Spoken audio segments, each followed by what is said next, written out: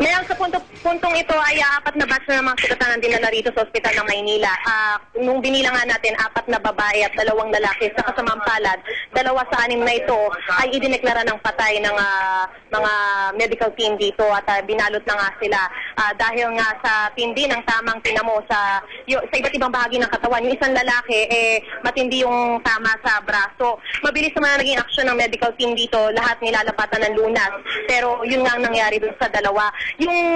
Yung isang lalaking namatay, Mel, asawa siya ni Amin na yung report natin kanina na trauma at nakikiusap siya, Mel, na dalhin na sana yung 3 niyang anak dahil hanggang sa ngayon ay hindi niya makita. Napakadamdami ng sitwasyon nga rito dahil nga yakap-yakap pa niya yung asawa niya kanina nang dinala rito pero dineklara na mga dead on arrival. Nakikiusap lang siya kung sino makakita kay Jason Leong, Doris Leong at Jessie Leong. Ito yung mga anak niya na sana dalhin na dito sa ospital ng Maynila.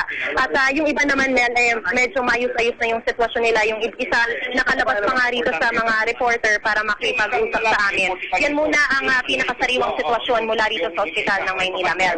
Maraming salamat sa iyo, Mariz Umali.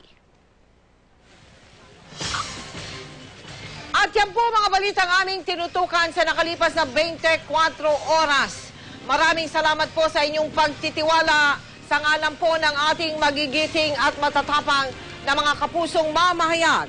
Sina Emil Sumangil, Susan Enriquez, Rafi Tima, Michael Fahatin, June Veneracion at Chino Gaston. At gayon din sa ating matatapang na cameraman at mga technical people. Maraming salamat po sa inyo. At siyempre, si Mike Enriquez. Sumatin po lahat ang kapayapaan. Ako po si Mike Enriquez live mula dito sa Luneta. Ito po ang GMA. Walang kinikilingan, walang pinoprotektahan, walang kasinungalingan.